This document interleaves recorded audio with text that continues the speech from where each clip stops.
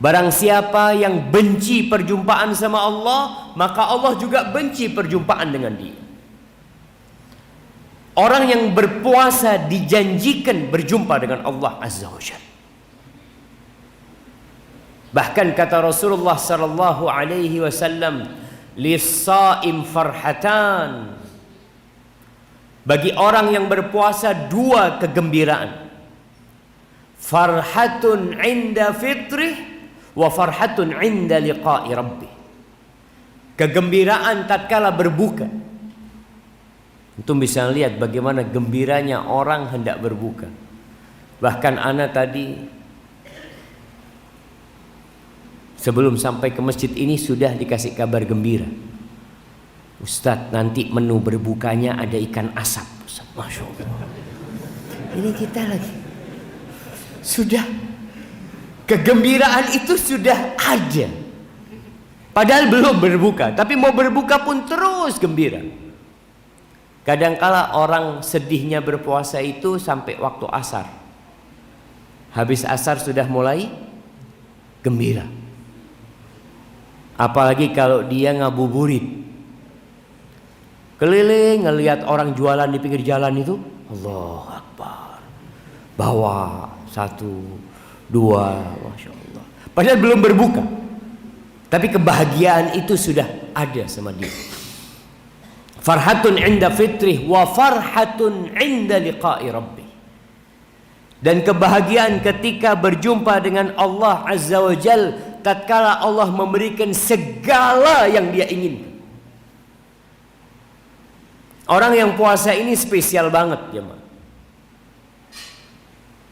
Kalau ibadah sholat, ibadah sedekah, haji, berzikir, yang lainnya itu sudah ada ketentuannya, kecuali puasa, yang ketentuannya itu dipegang Allah Azza wa Jalla. Contohnya, kalau di kampus ini Pak Rektor mengatakan, semua yang berbuat, yang melakukan ini sudah ada gajinya, balasannya, tinggal berangkat ke kasir. Kecuali yang melakukan satu perbuatan ini, urusannya sama anak. Urusannya langsung dengan rektor. Kira-kira antum akan dapat apa dari rektor? Segala keindahan. Dengan keterbatasan dia sebagai manusia. Gimana kalau Allah Azza wa Jalla mengatakan illa shaum fa innahu li, kecuali ibadah puasa itu khusus buat aku, khusus buat Allah Azza wa Jalla, wa ana ajzi bihi, aku yang kasih pahala. Malaikat nggak tahu berapa perhitungannya. Kalau sedekah 1 jadi 10, baca Quran jadi 10, jelas hitungannya.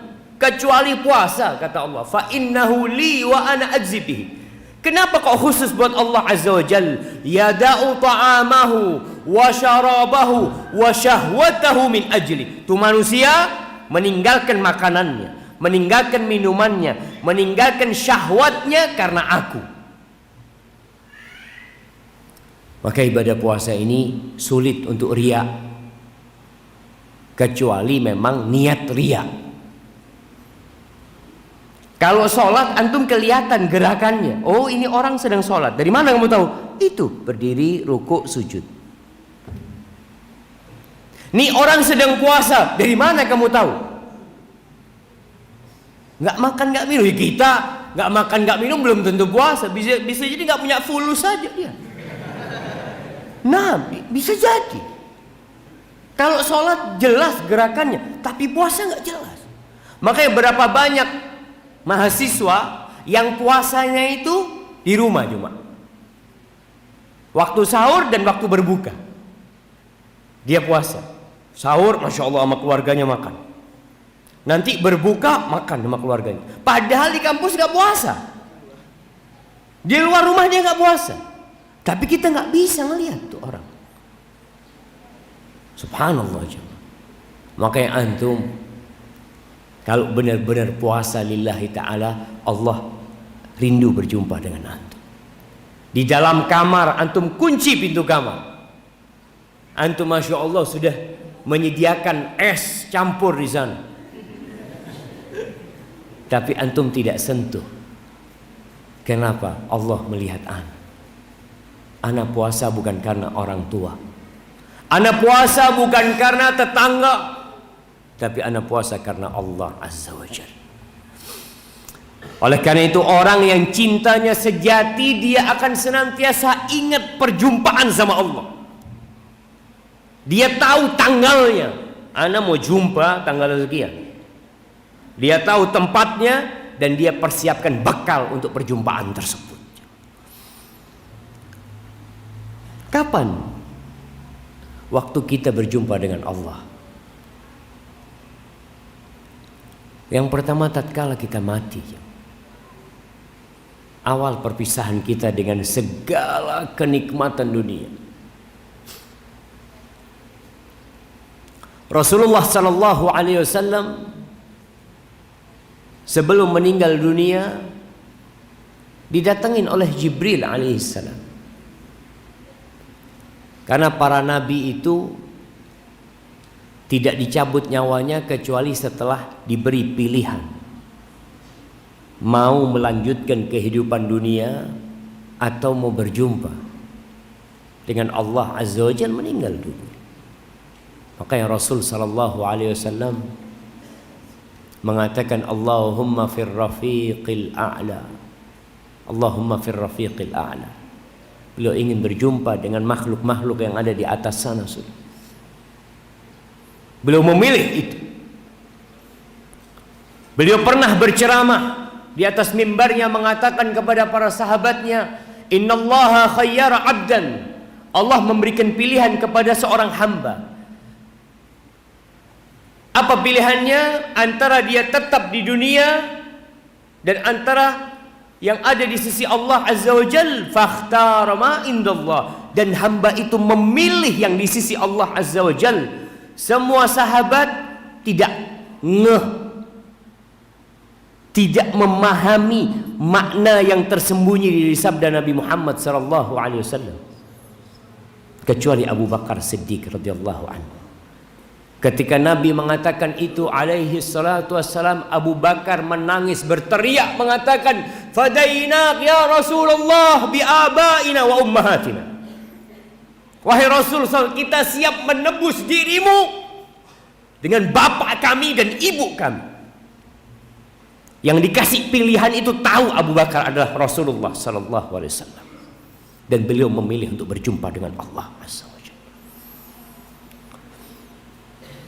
Perjumpaan yang kedua pada hari kiamat.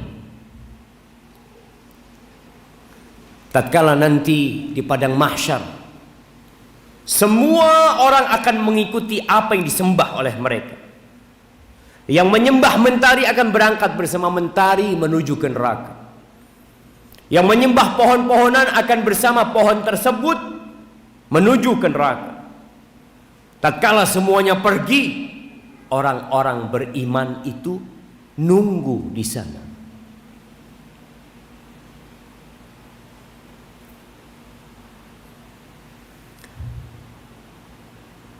Semoga kita termasuk yang nunggu di sana. Ditanya, "Madza tantazirun?" Kalian sedang nunggu apa?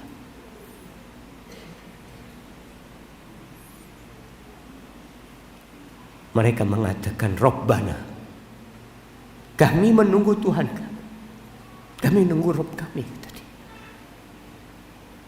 Kalian gimana tahu Rabb kalian? Kalian enggak pernah melihat dia. Tapi kalau dia menampakkan dirinya, kita tahu. Subhanallah.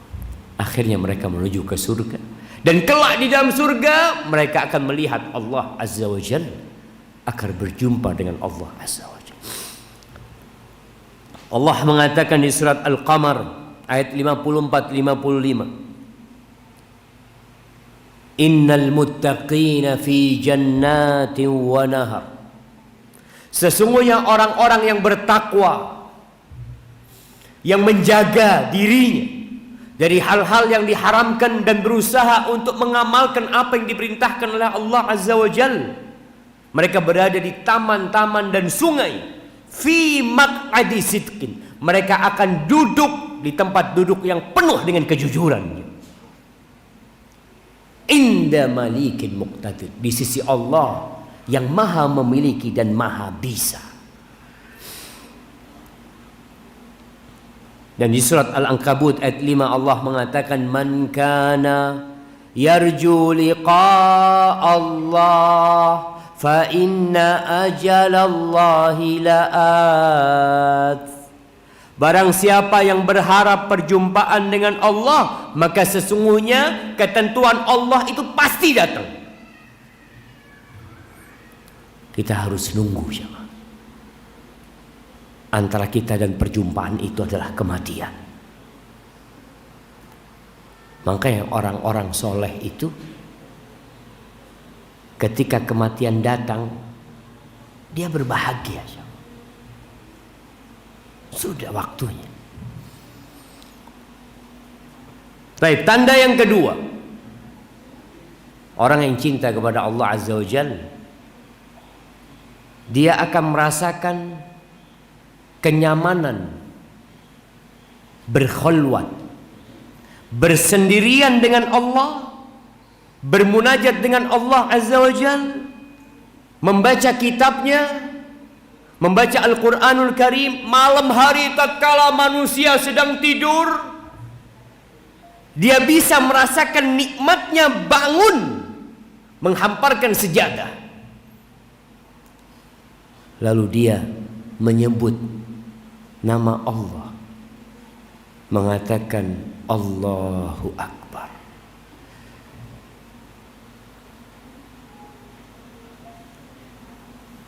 Jamaah rahimakumullah, sebagian kita belum bisa menikmati hal itu. Sebagian di antara kita bertahun-tahun muslim belum bisa menikmati tahajud, belum bisa menikmati panggilan hayya 'alas shalah, menanti panggilan itu datang. Ketika panggilan itu datang, yang ada di diri dia adalah keinginan untuk ke rumah Allah Azza wa Jalla, menjauh dari hiruk pikuk dunia. Mungkin dia sedang sibuk di dalam pasar berjualan, tapi tatkala panggilan itu datang, dia berhenti melakukan aktivitasnya. Bahkan sebagian ulama itu, jamaah, kalau dengar panggilan Allahu Akbar, itu kerja dia adalah bikin perhiasan dari emas. Ketika dia dengar panggilan azan, dia hendak memukul salah satu perhiasan yang dia bikin itu. Dengar azan, dia nggak lanjutkan memukul, dia letakkan. Selesai waktunya, sekarang ana mau ke rumah Allah Azza wa Jalla. Kita sudah bisa merasakan itu. Rasulullah sallallahu alaihi wasallam, beliau pernah bersabda dalam hadis yang diriwayatkan Imam Nasa'i. Beliau mengatakan, hubbiba ilayya minad dunya at-tib wan nisa. Dicintakan kepada aku dari urusan dunia ini parfum, wangi-wangian, dan wanita. Ini kata Nabi Muhammad SAW. Tapi ada sesuatu yang lebih tinggi dari cinta, yang beliau mengatakan sallallahu alaihi wasallam, wa ju'ilat qurratu aini fis shalah. Dan Allah menjadikan penyejuk pandanganku dalam salat. Al-Imam Ibnul Qayyim rahimahullahu ta'ala mengatakan, faqurratul ain fauqal mahabbah. Penyejuk pandangan itu di atas cinta. Ketika hati antum melihat, menikmati salat, bayangkan Rasulullah sallallahu alaihi wasallam bahkan mengatakan kepada Bilal, "Qum ya Bilal fa'arihna bis shalah." Bilal, bangun Bilal. Ayo Bilal. Saatnya sudah azan dikumandangkan. Bikin kita istirahat dengan sholat, bukan dari sholat. Berbeda jemaah. Orang yang melaksanakan sholat tarawih karena cinta dengan yang melaksanakan sholat tarawih karena terpaksa. Maka antum bisa melihat Rasulullah sallallahu alaihi wasallam ketika bangun malam, Allahu Akbar. Beliau memulai bacaan pertama setelah Al-Fatihah, baca Alif Lam Mim, Dzalikal kitabu la raiba fi hudal lil muttaqin. Sebagian masjid Masya Allah sama, mulainya Alif Lam Mim, tapi 5 ayat sudah ruku. Rasul sallallahu alaihi wasallam 100 ayat belum ruku, 200 ayat belum ruku, selesai Al-Baqarah belum ruku, beliau masuk ke surat An-Nisa. Dalam riwayat itu disebutkan surat An-Nisa. Selesai surat An-Nisa belum ruku, beliau masuk ke surat Ali Imran. Selesai Ali Imran baru beliau ruku. Itu 1 rakaat jemaah. Antum bisa lihat, itu hampir 5 juz lebih malah. Antum bisa lihat 5 juz. Kita selama bulan Ramadan 30 hari kali 11 rakaat atau kali 21 rakaat, kadangkala nggak sampai 5 juz. Itu 1 rakaat Rasulullah sallallahu alaihi wasallam. Kenapa beliau bisa melakukan itu? Cinta sama. Beliau mengatakan waju'ilat qurratu aini fis shalah. Dijadikan kebahagiaanku, penyejuk pandanganku itu di sholat. Aisyah radhiyallahu taala anha menceritakan bagaimana suaminya kalau ada di rumah, alaihi salatu wassalam. Beliau kalau di rumah itu ya sama keluarga, ngobrol sama Aisyah, bantuin urusan rumah tangga. Beliau subhanallah kadangkala menjahit bajunya sendiri, alaihi salatu wassalam. Beliau itu makhluk yang paling dicintai Allah jemaah. Sandalnya rusak beliau perbaikin sendiri, sallallahu alaihi wasallam. Alaihi salatu wassalam ya Rasulullah.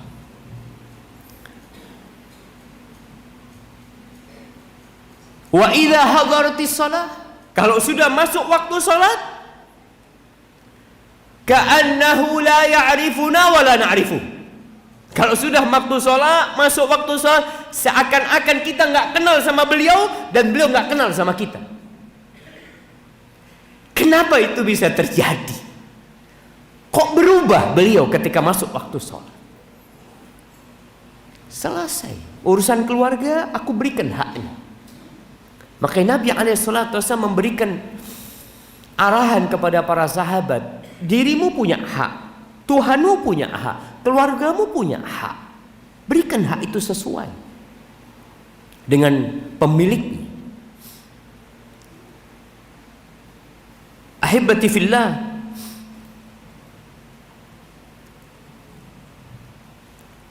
sebagian kita sholat ke masjid itu masih berat, berpuasa pun berat. Kemarin ada teman cerita di Denmark. Dia pulang dari Denmark, dia tanya, Ustaz, ana punya sahib subhanallah, Ustaz. Di sana itu maghrib itu jam 9 malam, Ustaz. Kemudian subuhnya apa jam 3 gitu ya. Teman ana ini tidur jam 8, Ustaz. Sebelum maghrib jam 8 malam, bangun setelah azan. Dia nggak berbuka. Terus gimana? Dia tetap berpuasa. nggak apa-apa. Kalau sudah dia niat puasa di awal Ramadan untuk sebulan penuh. Tapi mampukah kita jemaah puasa tanpa sahur? Antum kadang kala, aduh anak nggak sahur, kayaknya nggak kuat anak. Subhanallah. Memang disunnahkan sahur. Sahur itu tidak wajib. Artinya antum dianjurkan sahur. Tapi kalau antum subhanallah ketiduran, kemudian tidak sahur, apakah antum berhenti puasa? Terus berpuasa. Rasulullah Sallallahu Alaihi Wasallam sering puasa nggak sahur. Tapi puasa sunnah biasanya.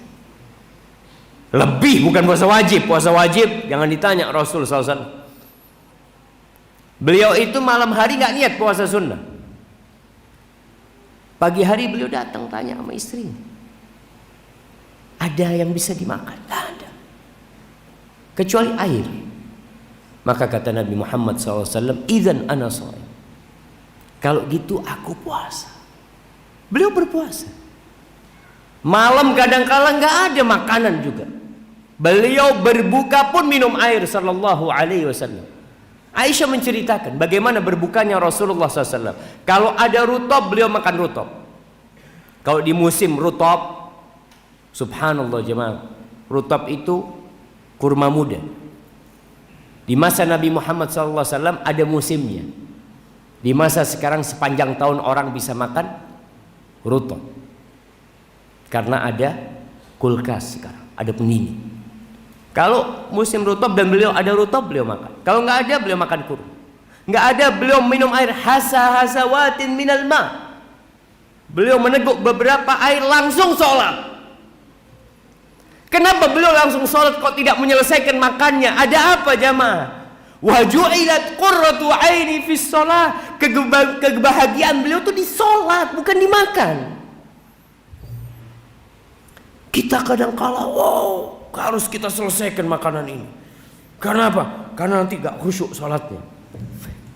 Memang betul. Rasul SAW juga memberikan arahan kepada kita. Kalau udah disiapkan makan, kemudian isya dikumandangkan, ya kalian makan dulu. Karena ada orang-orang yang tidak mampu aja. Tapi ada orang yang memang membiasakan diri, enggak lah. Ana mau berbuka, makan kurma, minum air, kemudian ana mau berjumpa sama Allah Azza wa Jalla. Selesai makan ini. Apa sih yang istimewa dari makan itu jemaah? Antum tiap hari makan. Bahkan antum nanti habis tarawih pun bisa makan lebih banyak lagi. Dan ketahuilah bahwa antum bisa menikmati makanan itu hanya kira-kira nih di 3 suap 4 suap pertama. Karena ketika itu masih lapar. Ketika perut antum sudah mulai penuh, antum sudah susah menikmati makanan. Yang ada apa? Kadangkala karena rakus aja. Nikmat sudah tidak. Oleh karena itu sebagian orang kalau berbuka sampai membuka sabuknya. Kata dia, kalau yang pakai sarung-sarungnya dikendorin. Udah nggak muat. Jadi azab buat dia. Namun untuk mencapai tingkatan menikmati ibadah karena cinta ini jamaah, itu butuh proses jamaah. Butuh proses panjang. Rasulullah Sallallahu Alaihi Wasallam mengatakan,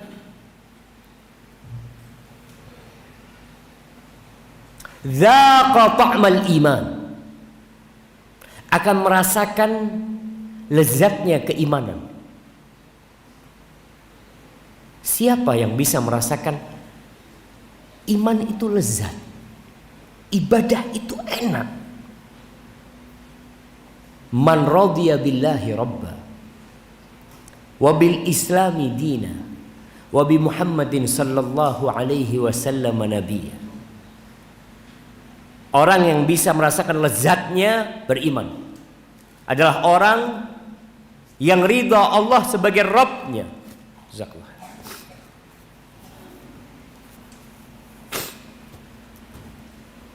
Dia ridha Allah sebagai Rabbnya, sehingga dia ridha dengan segala ketentuan Allah Azza wa Jalla, dengan segala aturan Allah dia ridha, walaupun kadangkala dia agak berat mengamalkannya, tapi dia ridha. Dan dia ridha Islam sebagai agamanya, dan Nabi Muhammad SAW sebagai Nabi utusan Allah. Kita sudah ridha. Sebagian akhwat pakai jilbab itu bukan karena Allah. Aduh, panas, risih, nggak nyaman. Sebagian seperti itu. Sehingga ketika ada kesempatan untuk membuka jilbabnya, dia buka. Bahkan ada sebagian yang memahami jilbab itu seragam pengajian. Di kampung itu kan kelihatan. Kalau ada pengajian, anak kadang-kadang ngisi pengajian ibu-ibu di kampung, anak heran, Masya Allah, pakai jilbab semuanya anak ngomong. Besoknya anak jalan di jalan kampung tersebut pakai celana pendek, pakai apa? Astagfirullahaladzim. Mereka pakai jilbab karena sedang pengajian. Seragam. Padahal jilbab itu seragamnya seorang muslimat. Dia belum bisa menikmati. Antum pernah melihat Bilal bin Rabah, kisah Bilal bin Rabah. Bagaimana Bilal ini disiksa oleh bosnya. Kalau sudah matahari terik, Bilal dikeluarkan, dibawa oleh anak-anak, dibawa ke padang pasir. Kemudian dia ditidurkan di padang pasir, ditutupin oleh batu-batu yang panas. Kenapa Bilal kok tidak merasakan sakitnya? Ini bukan puasa jemaah, bukan merasakan haus dan lapar. Bilal nggak dikasih makan, nggak dikasih minum, ditaruh di teriknya matahari. Hanya diminta satu kepada Bilal, untuk keluar dari agama Islam, untuk menyebutkan nama Tuhan-Tuhan orang-orang musyrikin.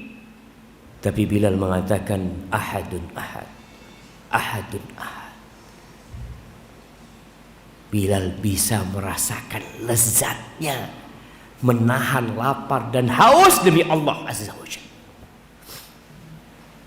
Bisa nggak kita jemaah? Kembali kepada sholat malam, sholat tarawih. Sebagian masjid itu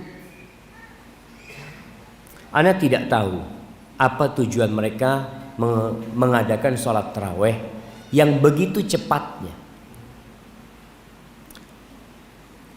Kita kalau ketemu sama kekasih kita kalau berjumpa dengan orang yang kita cintai, kita ingin berlama-lama dengan dia, bahkan ingin tidak ada manusia yang mengganggu kita. Tapi kenapa tatkala sholat malam, tarawih itu sholat malam, kok kita malah cepat-cepat?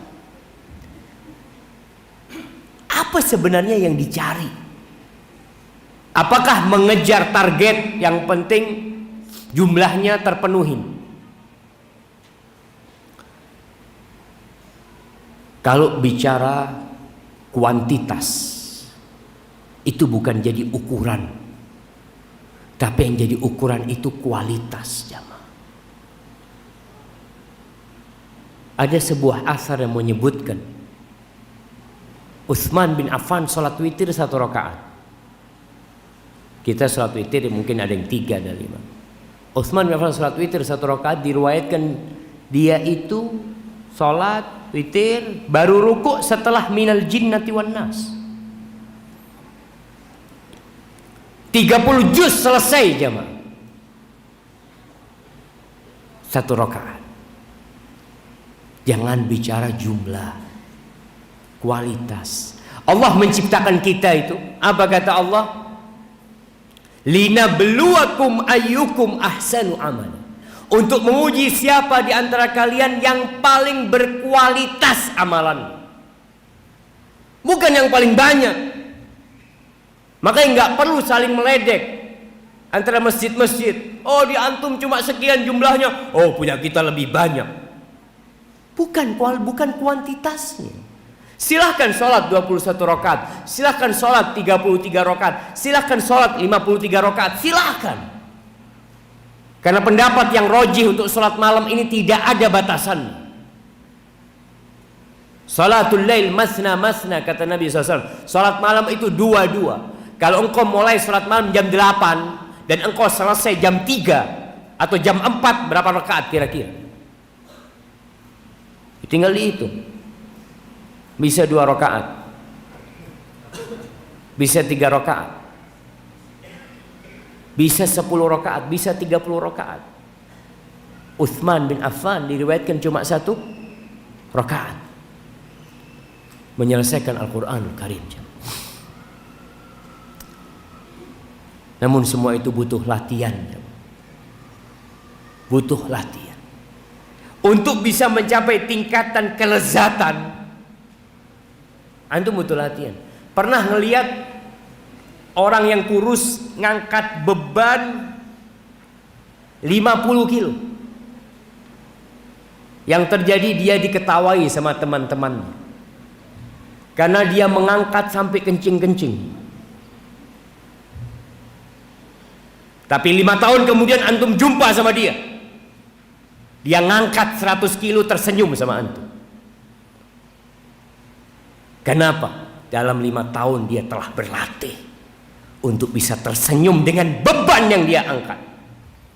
Bisakah kita sampai kepada beban yang kita angkat ini? Kita dibebani dengan ibadah ini, tapi kita mengangkat beban tersebut dengan tersenyum.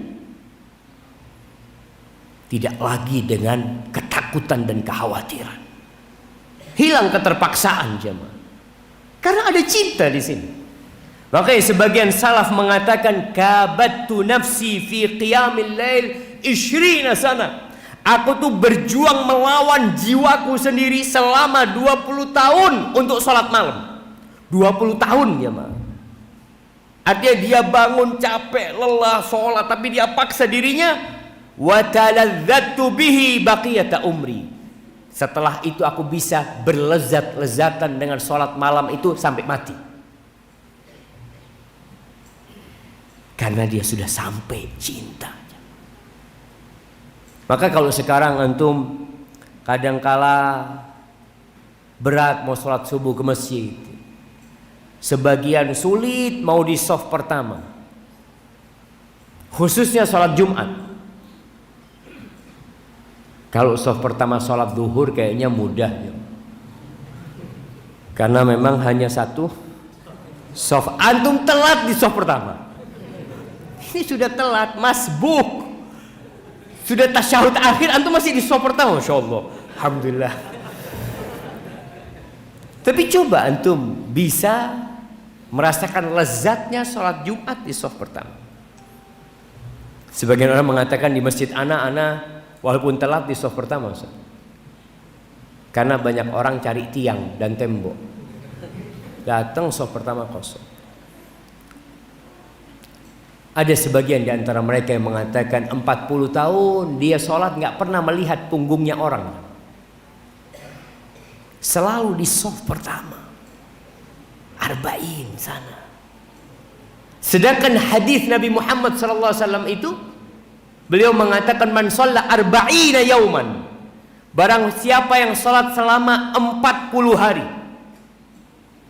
Salat berjamaah di masjid, yudriku takbiratul ihram ma'al imam. Dia salat untuk Allah Azza wa Jal, bukan karena pekerjaan. Dia mendapatkan takbiratul ihramnya imam. Gak pernah telat selama 40 hari. Kutibat lahu bara'atan, bara'atun minan nifaq wa bara'atun minan nar. Akan diberikan kepada dia 2 stempel kebebasan. Bebas dari kemunafikan dan bebas dari api neraka. Pertanyaannya, apakah orang ini setelah 40 hari berjuang kemudian dia berhenti sholat berjamaah? Tidak. Yang 40 hari, setelah 40 hari itu, di situ dia merasakan lezatnya sholat berjamaah. 40 hari itu perjuangan dia. Bangun telat, astagfirullah, ini sudah 20 hari Ustaz. Mulai dari pertama lagi. Dia berjuang lagi. Nanti sampai 30 hari ketiduran juga, astagfirullah, mulai lagi dia.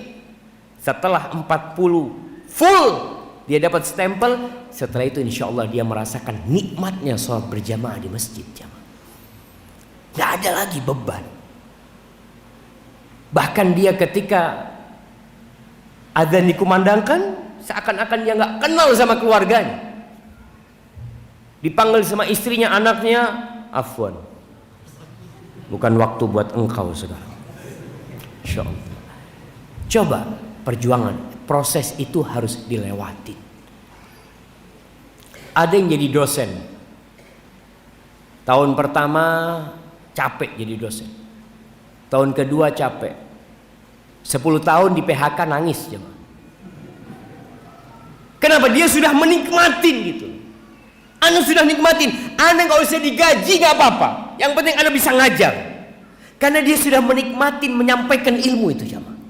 Bukan karena uang, bukan. Makanya kadang-kala hukuman yang berat itu jamaah bukan di PHK karena gaji, tapi ada kenikmatan dia yang hilang. Terkadang kita melihat orang-orang yang pensiun itu kesian. Ya, dia kehilangan sebagian kelezatan dia. Kenapa Anda ini Ustaz jadi dosen sejak umur 25 tahun umpamanya, 35 tahun, pensiun berapa? Umur berapa? 60? Ada yang diperpanjang mungkin seperti itu. Dia sudah merasakan kenikmatan itu seakan tidak bisa dipisahkan dengan diri. Begitu pula tatkala kita mencintai Allah Azza wa Jalla, antum akan merasakan hal itu. Baca Al-Quranul Karim. Kata Uthman bin Affan, "Lau tahurat qulubukum ma syabi'at min kalami rabbikum." Kalau hati kalian suci, kalian tidak akan pernah puas membaca Al-Quranul Karim. Gak akan pernah puas. Anda sendiri kalau melihat ya, kadangkala godaan WhatsApp ini jamaah. Kita baca Quran, ting, sopo ya. Kalau penting telepon orang itu, nggak penting berarti sudah biarkan. Antum kalau sudah cinta dengan gadget antum, kehilangan gadget antum kayak orang gila. Sekarang nih, coba mahasiswa diharamkan pegang gadget 1 pekan. Apa yang akan terjadi sama mereka? Dia akan demonstrasi. Oh, astagfirullah. Karena ada satu kebahagiaan dia yang hilang. Bisakah kita menjadikan Al-Quranul Karim seperti kecintaan kita kepada gadget kita jemaah? Sehingga itu yang kita bawa selalu. Ketika ada waktu kosong yang ada dalam benak kita, Anda mau baca kalamullah, Anda nggak bisa berpisah dengan kalamullah.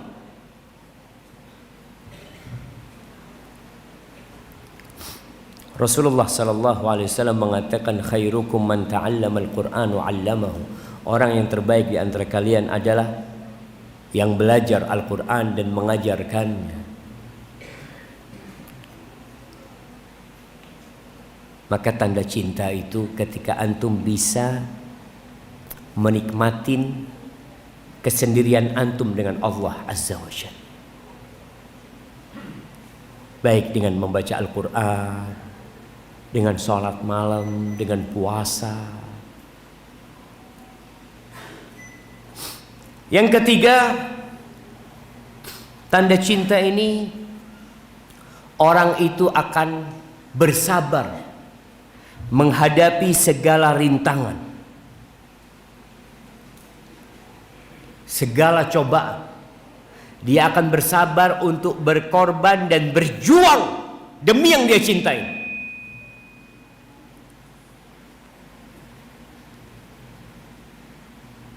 Ahibati fillah, para ulama menyebutkan bahwa kesabaran ini adalah tempat persinggahan cinta yang paling harus dilewati, yang gak akan berpisah dengan kesabaran ini jemaah. Antum kalau sabar, insya Allah antum cinta, karena antum perlu dengan kesabaran. Ramadan syahrus sabar. Ramadan ini bulan kesabaran. Mungkin sebagian bertanya, gimana Ustaz kok kita bicara harus sabar menghadapi beban tersebut? Tapi tadi dikatakan orang yang sudah cinta itu akan bisa menikmati ibadah tersebut. Nah, tapi antum akan diuji kebenaran cinta antum. Kalau sekedar bicara semuanya bisa bicara.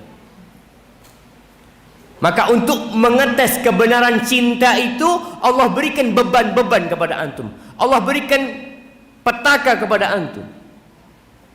Siapa yang tidak kenal dengan Nabi Ibrahim alaihissalam? Nabi Ibrahim alaihissalam makomnya itu beda dengan nabi-nabi yang lainnya. Beliau itu Abul Anbiya, bapaknya para nabi. Setelah Nabi Ibrahim alaihissalam, semua nabi itu anak keturunannya Nabi Ibrahim alaihissalam. Beliau itu Khalilur Rahman. Khalil itu di atasnya Habib. Jadi puncak cinta itu khullah. Ketika cinta itu sudah merasuk kepada relung-relungnya hati. Antum kok lihat jantung itu, ada syaraf-syarafnya. Ya mungkin di sini yang lebih ngerti daripada ana. Orang kalau operasi jantung itu kadangkala bukan operasi jantung, masukkan ring untuk membuka apa jemaah? Pembuluh darah supaya bisa ngalir, dibuka. Isinya itu semua cinta. Itu yang disebut Khalil. Makanya ketika Allah mengangkat Nabi Ibrahim sebagai Khalil, Allah kasih ujian kepada Nabi Ibrahim alaihissalam, nggak dikasih anak. Jangan dipikir antum yang dikasih anak dicintai Allah azza wa jalla. Nggak dikasih anak Nabi Ibrahim. Terus Nabi Ibrahim berdoa.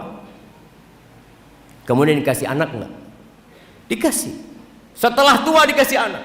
Bagaimana kerinduan orang tua berharap anak, Allah kasih anak.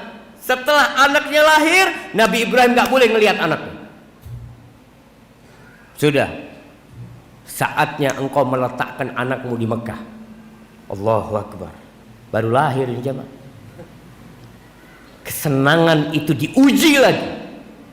Engkau lebih cinta sama anakmu apa sama aku, kata Allah azza wa jalla. Jadi anak itu lahir sebagai ujian buat Nabi Ibrahim alaihissalam. Dia harus berpisah sama dia, digendong, dibawa sama Hajar ke Mekah. Sampai Mekah ditinggal. Allahu Akbar, nggak ada siapa-siapa di sana jemaah. Hanya ada satu pohon namanya pohon dauf. Diletakkan di bawah sana, dikasih satu wadah air dan satu wadah kurma, ditinggal. Berangkat Nabi Ibrahim. Hajar mengikutin Ibrahim ketika pulang. Ditanya, ya Ibrahim, ilaman takilun? Ibrahim, kamu titipkan kita kepada siapa di sini? Nabi Ibrahim nggak jawab. Terus beliau jalan. Nggak tahan beliau. Ditanya lagi, ya Ibrahim, ilaman takilun? Sampai 3 kali Nabi Ibrahim nggak jawab. Hajar, ibunya Nabi, istrinya Nabi, dia merasa pertanyaan dia salah kayaknya. Maka dia rubah pertanyaannya dan mengatakan, ya Ibrahim, Allahu amaraka bihada. Apakah Allah yang menyuruhmu untuk melakukan ini? Kata Ibrahim, na'am. Iya, kata dia. Kata Hajar, silahkan engkau pergi. Allah tidak akan melantarkan kita. Sana kau pergi. Sangat sedih uji Nabi Ibrahim jam. Sabar Nabi Ibrahim. Sampai ke tempatnya, alhamdulillah Allah kasih anak lagi. Allah kasih Ishak. Allah kasih Ishak. Kadang-kadang beliau datang ke Mekah untuk mengunjungi anaknya. Datang ke Mekah lagi, Ismail sudah remaja. Udah remaja. Nabi Ibrahim datang, itu Nabi Ismail datang ya, dirangkul bapaknya, bapaknya merangkul anaknya. Ini perjumpaan yang sangat dinanti-nanti. Selesai berjumpa, Keesokan harinya ayahnya mengatakan kepada Ismail, inni ara fil manami anni adbahuk. Aku semalam bermimpi menyembelih engkau Ismail. Allah uji lagi Nabi Ibrahim. Baru ketemu, baru seneng dapat anaknya, jemaah diuji terus sembelih anaknya. Ujian cinta jemaah. Nggak main-main. Orang kalau cinta sama Allah itu akan diuji sama Allah. Maka kata Rasul sallallahu alaihi wasallam, "Idza ahabballahu 'abdan ibtala." Kalau Allah cinta sama hambanya, Allah akan kasih ujian buat hamba. Harus nyembelih anak. Tapi Nabi Ibrahim buktikan cinta dia sama Allah. Kalau dia lebih mencintai Allah daripada Ismail alaihissalam. Dan sang anak mengatakan kepada ayahnya, "Ya abati f'al ma tu'mar." Wahai ayahanda, laksanakan yang diperintahkan kepadamu. Satajiduni insyaallah minas sabirin. Nih anak juga cinta sama Allah. Dia cinta sama ayahnya. Dia ingin menyampaikan kepada ayahnya, "Wahai ayahku, engkau insya Allah akan mendapati aku termasuk orang-orang yang sabar ayah." Silakan laksanakan perintah Allah. Allahu Akbar. Dibawa Ismail itu dengan bawa pisau Nabi Ibrahim, bawa anaknya mau disembelih anaknya. Kita tuh kadangkala diuji hanya untuk meninggalkan syahwat kita. Dan Allah ganti dengan syahwat yang lain. Di bulan Ramadan ini Masya Allah, kita dilarang makan, dilarang minum sejak fajar terbit sampai matahari tenggelam. Tapi setelah itu antum silahkan makan, silahkan minum. Syahwat antum kepada istri antum ditahan ketika itu, malam hari silahkan. Maka ahibati fillah, orang yang paling benar cintanya adalah yang paling sabar. Maka Allah mengatakan wattakhadallahu Ibrahima khalila. Jadi khalil. Nabi Ayub alaihissalam, bagaimana kecintaan dia sama Allah Azza wa Jalla? Jangan ditanya. Di surat Sad ayat 44 Allah mengatakan inna wajadnahu sabiran. Kami benar-benar mendapatkan dia orang yang penyabar. Ni'mal abdu innahu awwab. Dia sebaik-baiknya hamba yang senantiasa kembali kepada Allah Azza wa Jalla. Dan Nabi kita Muhammad sallallahu alaihi wasallam, kapan berhenti ujian buat beliau alaihi salatu wassalam? Beliau juga diangkat sebagai Khalilur Rahman. Beliau berdakwah, dicaci maki, menunjukkan jalan kebenaran, disesat-sesatkan oleh kaumnya. Berdarah-darah kaki beliau dilemparin batu dalam rangka menyampaikan kebenaran. Ditawarin oleh malaikat untuk memusnahkan kaumnya, beliau tolak. Tidak. Aku berharap muncul dari sulbi-sulbi mereka orang-orang yang bertauhid dan tidak melakukan kesyirikan. Dan Allah mengatakan kepada Nabi di surat An-Nahl ayat 127, wasbir wa ma sabruka illa billah. Bersabarlah engkau, dan tidaklah kesabaranmu kecuali dengan bantuan Allah Azza wa Jalla.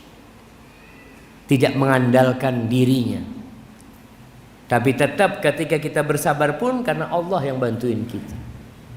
Rasulullah SAW kalau sedang tertimpa petaka yang mengusik ketenangan beliau, kemana beliau larikan? Kana idza hazabahu amrun fazi'a ila shalah. Beliau melarikannya ke salat jamaah. Ini sama Allah, mau minta tolong sama siapa lagi? Baik. Yang keempat, kita sampai jam berapa jamaah? Nah, sampai jam berapa? sampai azan. Masya Allah.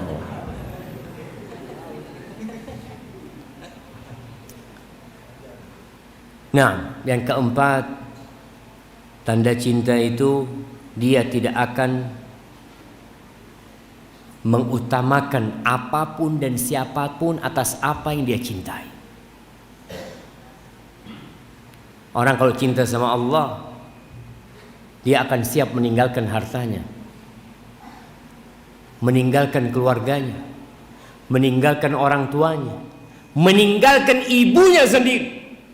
Siapa anak yang tidak cinta sama ibu? Sa'ad bin Abi Waqqas, Sa'ad bin Malik bin Abi Waqqas, Sa'ad bin Malik Abu Waqqas, sahabat Nabi yang dijamin masuk surga.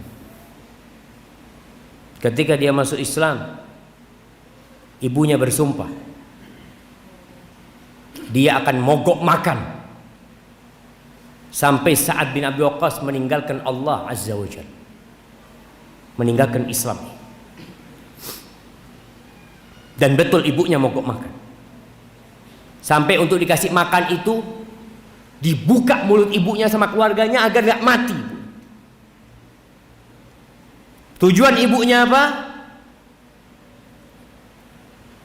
Nanti kalau aku mati gara-gara mogok makan ini, engkau akan dicela oleh orang-orang sebagai pembunuh ibunya sendiri. Sa'ad bin Abi Waqqas membujuk ibunya, ya Ummah, aku gak akan pernah meninggalkan agama ini. Kuli ya Ummah, ayolah makan Ummah. Dijelaskan sama Sa'ad, ibunya tetap. Suatu hari ketika melihat kondisi ibunya semakin kritis,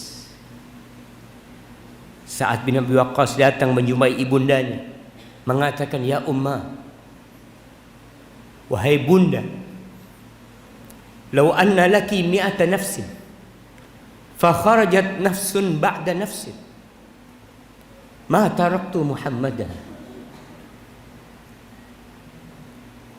Wahai ibunda, kalau engkau memiliki 100 nyawa, kemudian nyawamu wahai ibunda itu keluar satu persatu, ibunda, satu persatu keluar nyawamu itu, ketahuilah aku tidak akan meninggalkan agamanya Muhammad, ibunda. Kuli audai, silahkan engkau makan atau engkau tinggalkan makanan. Ketika itu ibunya langsung makan.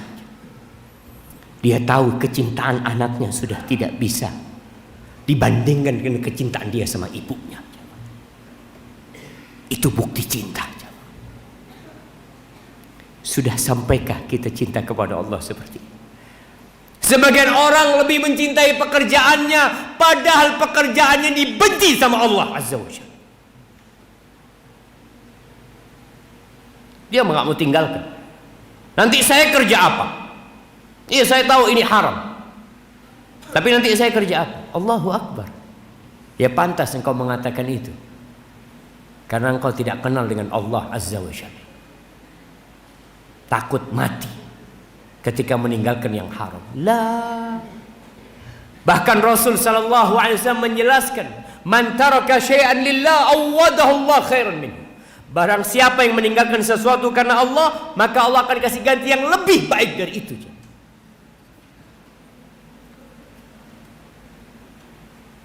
Masya Allah.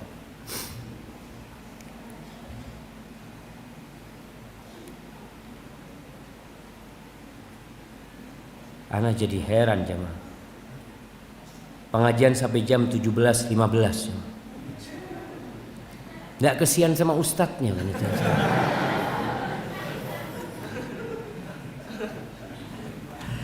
Nah, nggak ngerasa jangan sampai jam 17.15 biar istirahat ustadznya. Baik. Makanya orang kalau cinta sama Allah, dia akan taat sama Allah.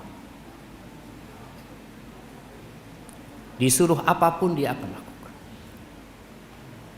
walaupun mungkin berat dan beban buat dia.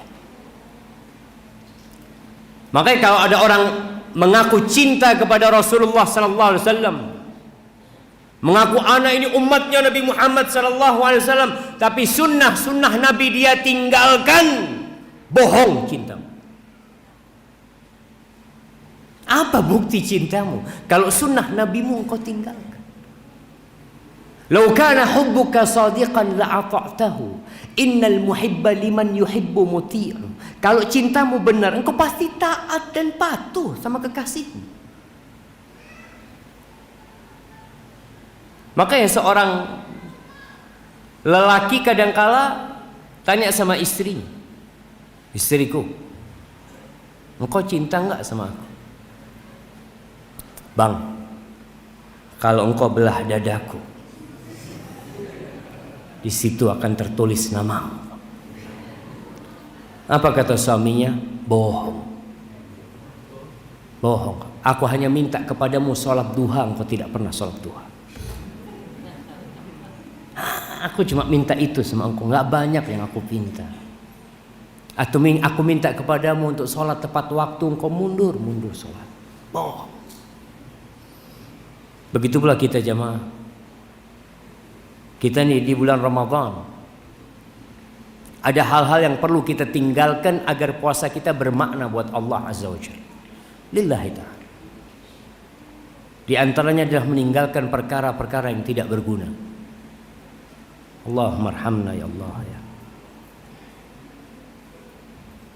Kadang-kala kita ngobrol hal-hal yang kurang bermanfaat. Kemudian di situ ada ghibah, ada dusta. Rubba sha'imin laisa lahu min siyamihi illa al-ju' wal 'atash.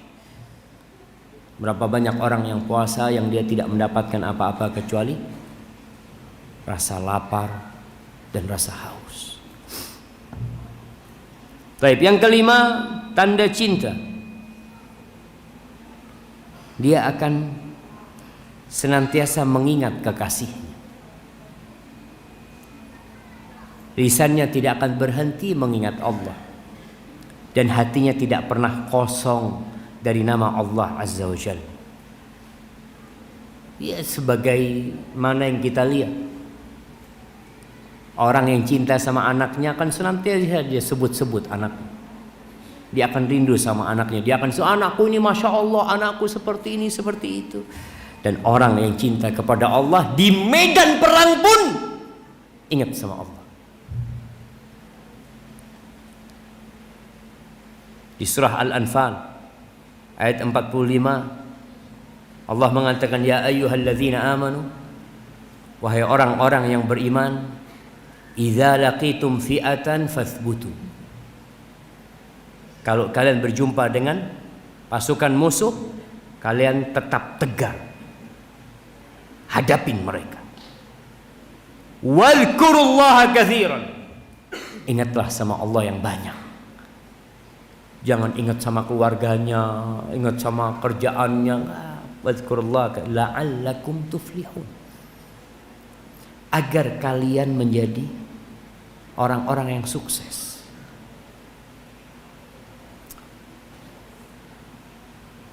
Allah mengatakan, ya ayyuhalladzina amanu la tulhikum amwalukum wala auladukum an dzikrillah wa may yaf'al dzalika fa ulaika humul khasirun. Wahai orang-orang yang beriman, jangan sampai kalian lalai gara-gara harta kalian, gara-gara anak kalian dari mengingat Allah Azza wa Jalla.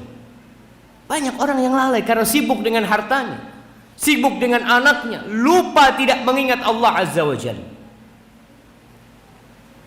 Oleh karena itu akhirnya hidupnya dibarengi dengan setan. Makan bersama setan. Dia makan tidak mengingat Allah Azza wa Jalla.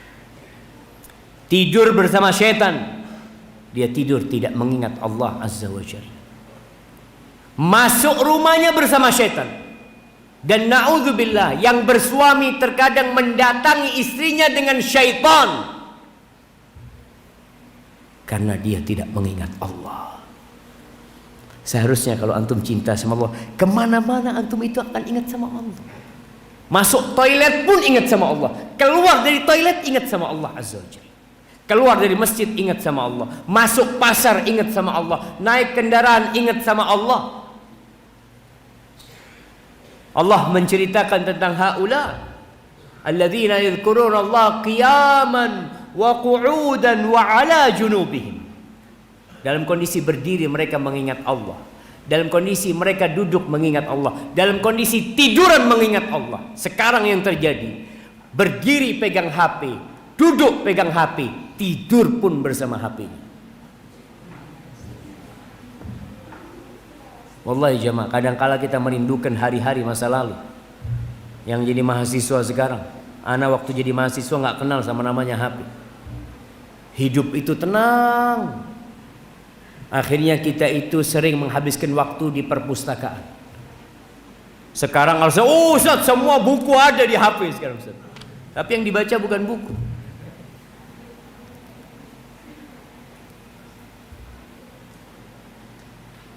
Nah, yang keenam,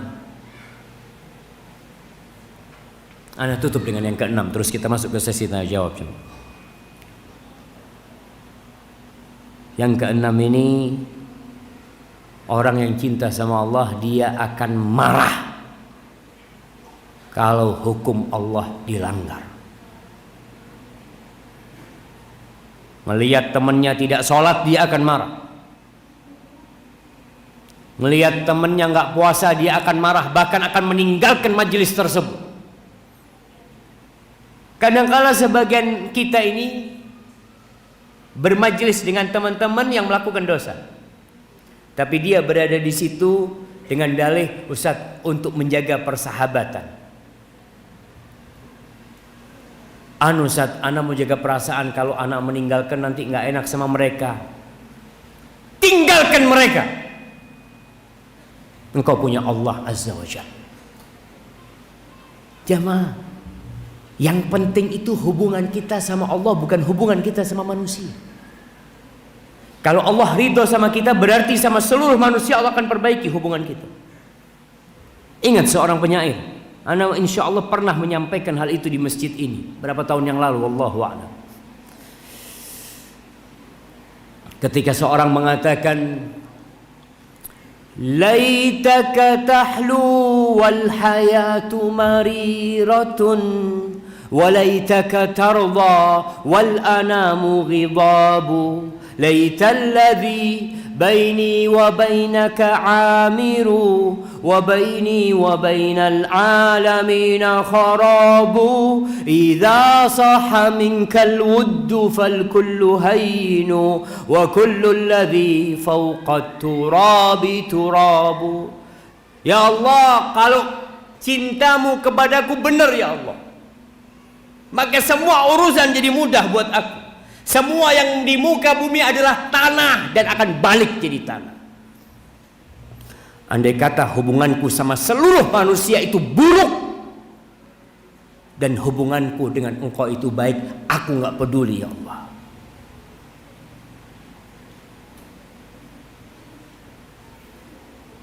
Ketika cintamu itu benar ya Allah, sudah selesai. Jadi kalau kita takut gara-gara hubungan kita sama manusia jadi buruk, padahal kita benar, kita berusaha untuk menegakkan agama Allah.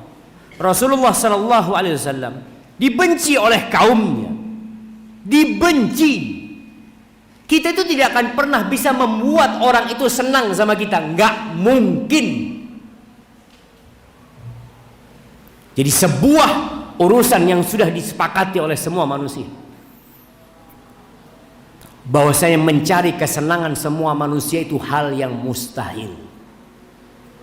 Kalau antum jadi orang terbaik di Banyuwangi, siapa yang akan benci sama antum? Orang terburuk akan benci sama antum. Antum jadi orang baik, orang terburuk akan benci sama antum. Nggak mungkin antum bisa membuat orang itu jadi suka sama antum. Siapa yang membenci Rasulullah sallallahu alaihi wasallam? Abu Jahal, Abu Lahab, Umayyah bin Khalaf. Mereka tokoh-tokoh kejahatan.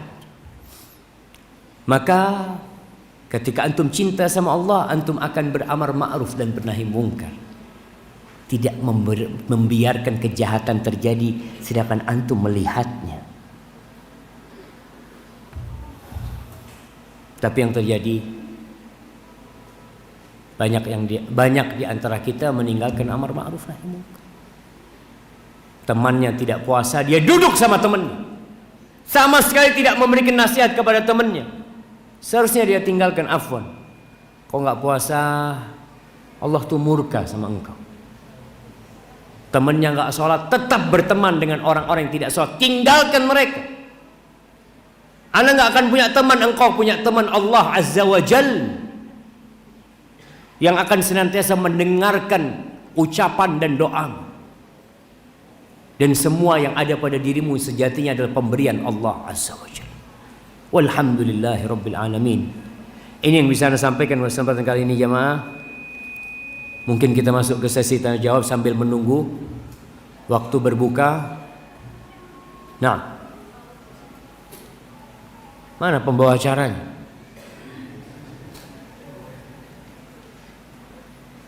Tunggu dulu.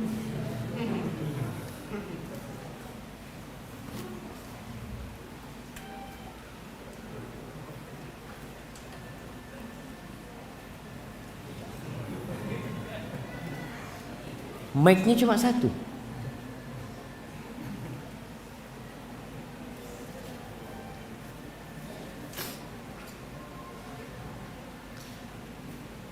Baik, sambil nunggu mic antum yang paling dekat. Waalaikumsalam.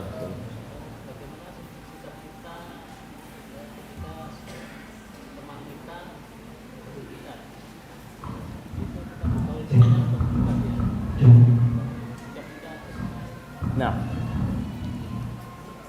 udah. Nah, jamaah, bagaimana sikap kita terhadap ahlul bid'ah? Ahlul bid'ah ini bertingkat-tingkat. Ada yang bid'ahnya sudah mengantarkan kepada kekufuran, bahkan dia sudah keluar dari Islam.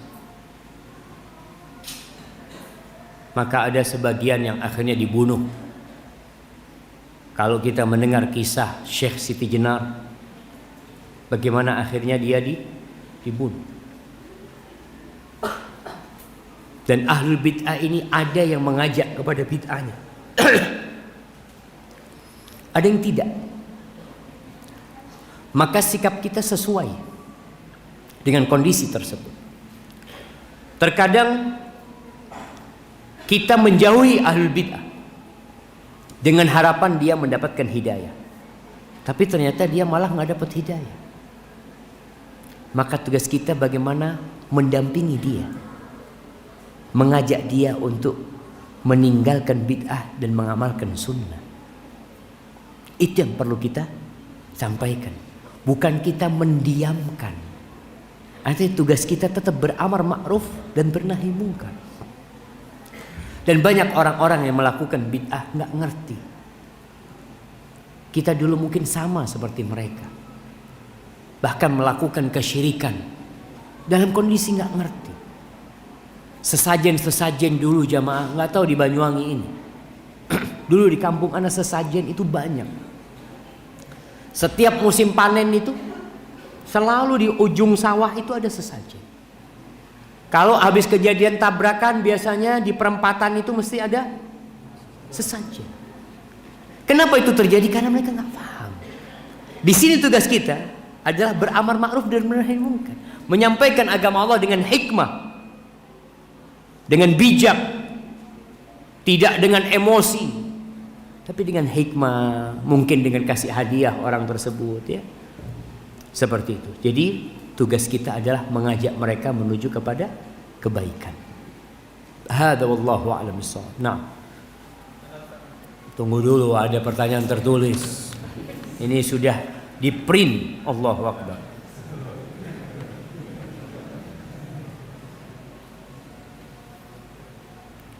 Bagaimana ajaran Nabi tentang sholat berjamaah dengan posisi sebagai makmum? Kapan makmum boleh membaca surat Al-Fatihah pada saat rakaat 1 dan 2? Karena imam pada saat itu membaca Al-Fatihah dengan suara yang jahar, kecuali zuhur dan asar. Karena ada pendapat yang mengatakan pada saat berjamaah rakaat 1 dan 2 makmum cukup mendengarkan imam yang sedang membaca karena pahalanya sama dengan yang membaca. dan pendapat yang mengatakan membaca Al-Fatihah setelah waladhdallin amin baru makmum membaca Al-Fatihah. Terima kasih, mohon penjelasan. Ini masalah jamaah tidak akan pernah selesai. Ini masalah yang memang ada ruang untuk khilaf di antara para ulama. Apakah bacaan imam itu menjadi bacaan makmum sehingga makmum mencukupkan diri dengan mendengarkan? Ataukah makmum tetap memiliki kewajiban membaca Al-Fatihah? Maka dua pendapat ini kalau ditanya mana yang lebih kuat, wallahu a'lam. Ana memilih pendapat kalau imamnya membaca dengan suara keras, maka kita mendengarkan. Kalau imamnya memberikan ruang untuk antum membaca Al-Fatihah, maka antum baca Al-Fatihah. Tapi kalau imamnya langsung baca surat, nggak ada waktu antum untuk baca Al-Fatihah. Kalau antum baca Al-Fatihah, maka antum tidak akan mendengarkan bacaan imam. Itu mungkin pendapat yang buat anak lebih kuat ya. Masya Allah jamaah.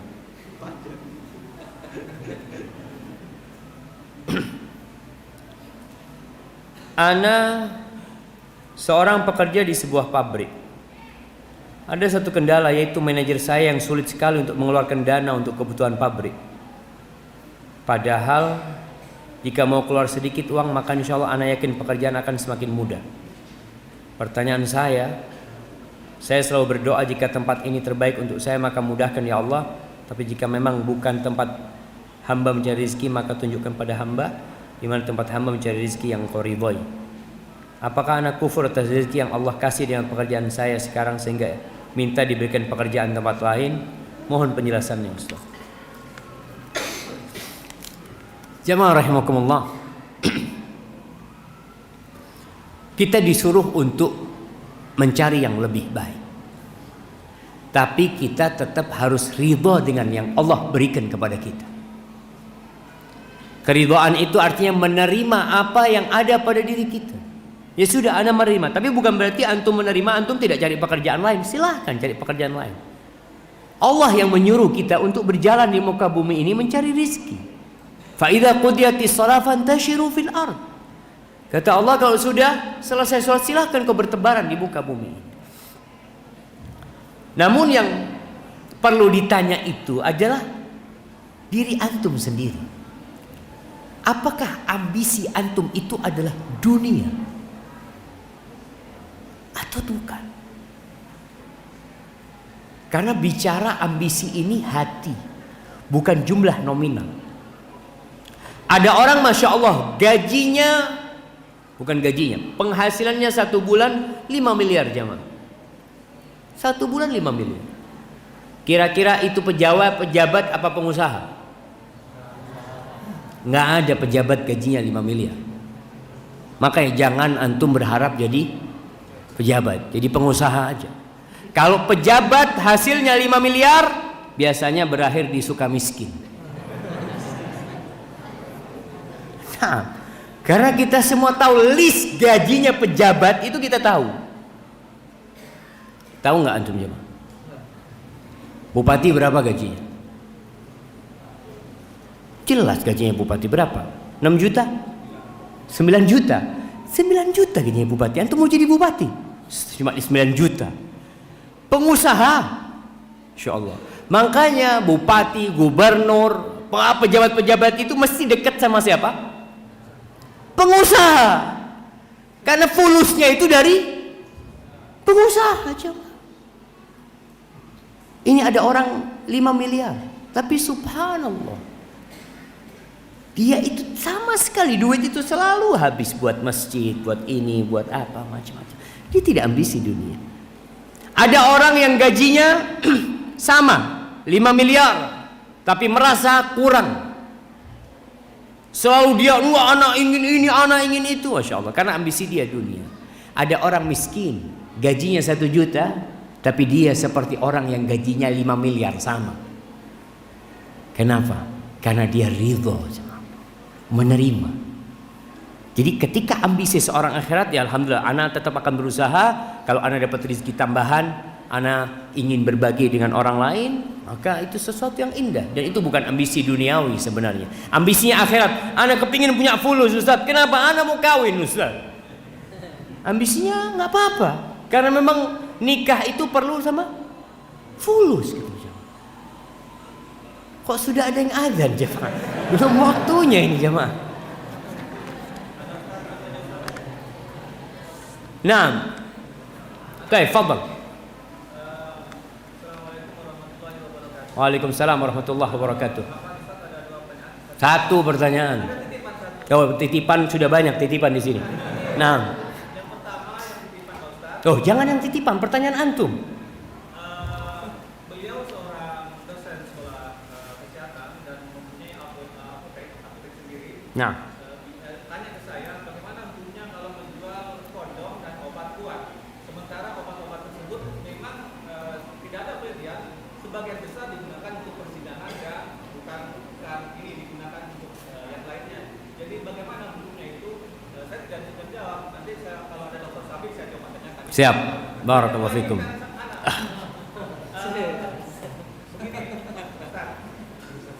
Kalau kita berpuasa sebulan, dikategorikan bahwa puasa kita diterima adalah setelah puasa iman kita meningkat atau paling apa?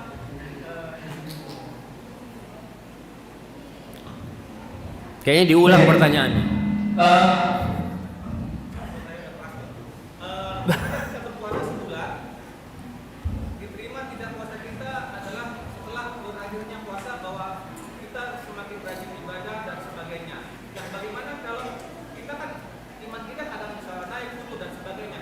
Katakanlah 2, 3 bulan, 4 bulan kita masih menikmati beribadah dengan Allah, tapi di 6 bulan terakhir kita turun iman.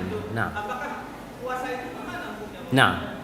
Ya, barakallahu fikum, jazakallahu khair. Pertanyaan yang menarik jemaah. Yang pertama berkaitan dengan apotik yang jualan kondom sama obat kuat. Sebenarnya hukum asalnya kondom dan obat kuat itu boleh. Hukum asalnya itu halal. Karena penggunaannya pun boleh dengan yang halal. Seorang lelaki yang ingin memuaskan istrinya, maka dia bahkan mungkin dianjurkan untuk beli obat tersebut. Karena ada kewajiban buat dia memuaskan istrinya. Maka bagaimana? Hukumnya asalnya halal. Tapi kalau memang tadi disebutkan penelitian, betul banyak pembelinya itu adalah pezina, maka dia nggak boleh jual. Dia nggak boleh menjual itu. Atau dia jual dengan surat nikah. Nah, sekarang kan ada yang namanya hotel syariat. Artinya kita nggak bisa melarang laki perempuan mau ke hotel, boleh, hukum asalnya boleh gitu loh. Kalau suami istri, makanya sekarang kan model ada hotel-hotel syariat yang mensyaratkan kalau mau nginep di sini berdua, tolong tunjukkan buku nikah atau paling tidak alamatnya sama di KTP tersebut. Mungkin itu bisa menjadi solusi. Artinya tetap dia menjual kondom, dia menjual obat kuat itu, tapi dengan catatan seperti itu. Atau nggak perlu ngelihat wajahnya aja. Oh, wajahnya kayaknya nggak usah ditanya gitu. Nggak usah ditanya. Nggak usah ditanya kalau yang seperti itu. Tapi kalau ngelihat orang ini kok kayaknya baik ya, tapi takut nggak benar gitu ya. Mungkin seperti itu. Adapun berkaitan dengan puasa kita jamaah, memang di antara tanda-tanda diterimanya amalan itu ada dengan Allah berikan kebaikan sesudahnya. Hal jazaul ihsan illal ihsan. Sehingga setelah Ramadan kita itu bisa lebih baik. Maka insya Allah ibadahnya diterima. Tapi nggak mungkin kebaikan itu terus, karena iman itu naik turun. Maka paling tidak kalau iman kita turun, tidak turun seperti dulu lagi. Turunnya itu kalau dulu turun 50, sekarang turun jadi 70, terus naik lagi. Tapi insya Allah itu tetap menjadi indikator ibadahnya diterima. Dan antum bisa rasakan jamaah. Orang yang dapat Lailatul Qadar itu, orang yang ikut perang Badar itu, yang ketika diterima amalan mereka, bahkan Nabi Muhammad SAW mengatakan kepada para sahabatnya, engkau tahu nggak? Allah itu mengatakan kepada orang-orang yang ikut perang Badar, ushidukum anni qad ghafartu lahum.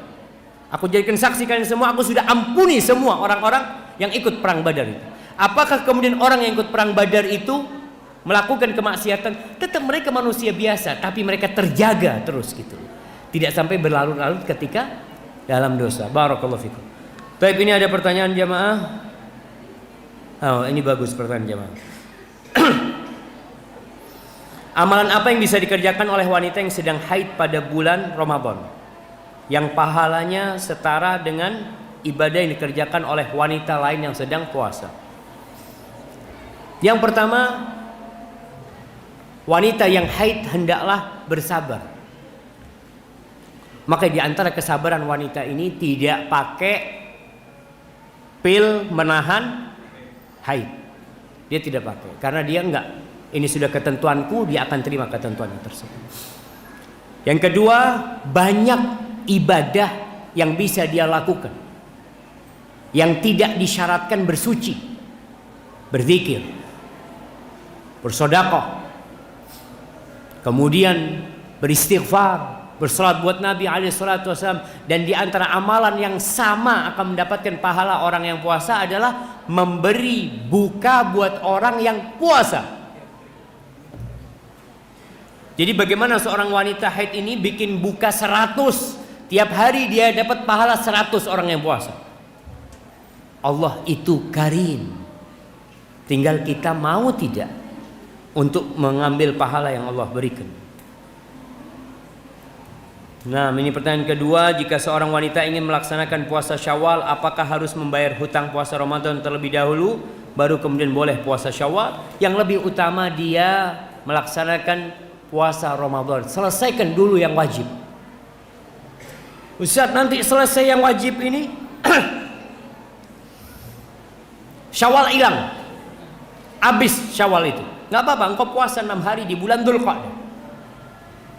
Ana baru selesai di bulan Dzulqa'dah, engkau puasa 6 hari nanti. Makanya sebagian ulama menyebutkan bahwasanya yang penting engkau itu puasa 36 hari. 30 hari Ramadannya selesai dan 6 hari di bulan Syawal, karena itu seperti puasa sepanjang tahun kata Nabi Muhammad SAW. Kalau kita bisa selesai di bulan Syawal, maka itu yang lebih utama. Jadi kalau meninggalkan puasa Syawal di bulan Syawal karena uzur, maka insya Allah boleh dia mengqadha'nya di bulan Dzulqa'dah, kalau memang dia ingin melaksanakan puasa itu. Tapi kalau dia meninggalkan puasa Syawal bukan karena uzur, tapi karena males ya, mengabaikan, kayaknya ya dia banyak istighfar lah. Walaupun dia tidak meninggalkan yang wajib, berusaha untuk mendekatkan diri kepada Allah. Nah, yang terakhir jamaah, apabila sudah melaksanakan sholat tarawih, apakah sholat tahajud tetap boleh dikerjakan? Sejatinya sholat tarawih itu sholat malam, sholat yang dilaksanakan setelah sholat isya itu sampai subuh, itu disebut sholat malam. Allah mengatakan, qumil laila illa qalila nisfahu aw inqus minhu qalila aw zid alaihi warattil Qur'an tartila. Jadi sholat malam ini bisa dilaksanakan di awal malam, bisa di pertengahan malam, bisa di akhir malam. Kalau engkau sudah melaksanakan sholat malam di awal malam, kemudian di akhir malam engkau mau melaksanakan sholat malam lagi, yang mungkin dinamai tahajud karena setelah tidur umpamanya, itu semua sholat malam boleh sebenarnya. Karena tadi kita sampaikan pendapat yang lebih kuat, jumlah sholat malam itu tidak ada batasannya. Memang Rasulullah SAW beliau sholat sebanyak 11 rakaat. Kalau antum mau sholat 11 rakaat silahkan. Tapi Nabi SAW mengatakan sholatul lail masna masna. Sholat malam itu dua-dua. Kalau engkau takut subuh, maka witirlah dengan 1 rakaat. Hadza wallahu a'lam bishawab. Karena kita sudah mau masuk waktu. Masya Allah. Barakallahu fikum.